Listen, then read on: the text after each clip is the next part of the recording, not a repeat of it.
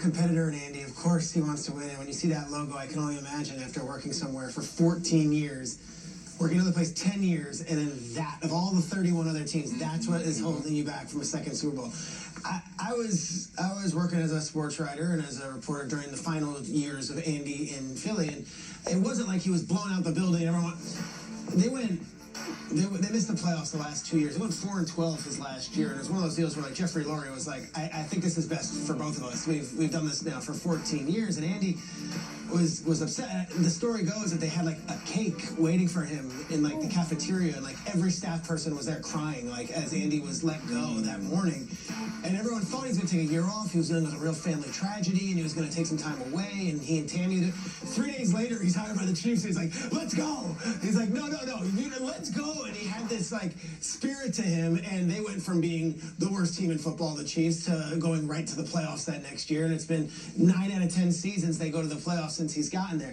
What's interesting about Andy and the Eagles is that it's not just Andy in the Eagles. Steve Spagnuolo was a longtime Eagles defensive coordinator, and now he's with him. Brett Veach, the general manager, was a longtime staff member in Philly. He's now in Kansas City with him. Rick Burkholder, the trainer, was a trainer in Philly. Go right down the list. Eric Bieniemy was a player for the Eagles in '99. Now he's obviously with the Chiefs. Matt Nagy was there. Greg Lewis was there. You go up and down the staff, and it's just Eagles people all over in Kansas City. So for me, is it significant? Yeah, it's significant, but it's not just significant for Andy Reid and his story. Just about every person in that Eagles staff has some sort of connection to Philly, and I think that there's going to be a real bond, and the story's going to come into here. Every individual person's connection to that Philadelphia Eagles franchise. Andy Reid, first and foremost. I wish it was a terrible divorce with Philly. Wasn't it? I wish it was awful, sanctimonious, throwing things, burning clothes. New Year's Eve 2012. Jeffrey Lurie, quote, "It is time for the Eagles to move in a new direction. We are very excited about the future." Peter says there was a cake.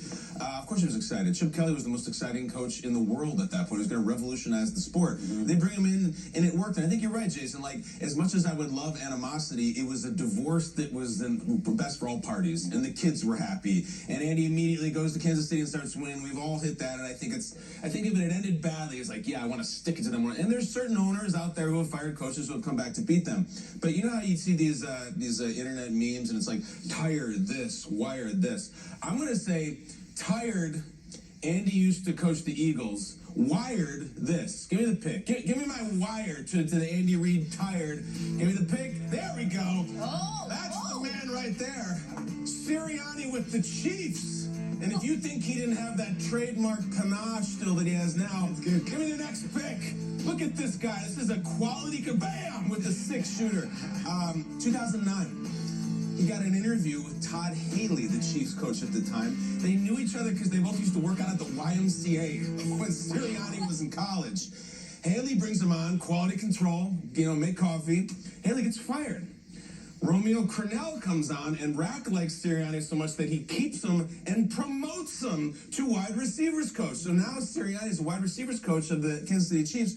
Romeo Crennel gets fired. Andy comes on, lets him go. Lets him go. Does not retain his services, brings in his own staff. So if you want any sort of animosity whatsoever, everybody loves Andy Reid, of course. But I have a blood vendetta between Nick Sirianni and the Kansas City Chiefs. Let him go. And here he is now dancing on the Super Bowl. It's the Sirianni Bowl, if you ask me. Never mind Andy Reid. We've talked about that. Sirianni with the Chiefs is the story here.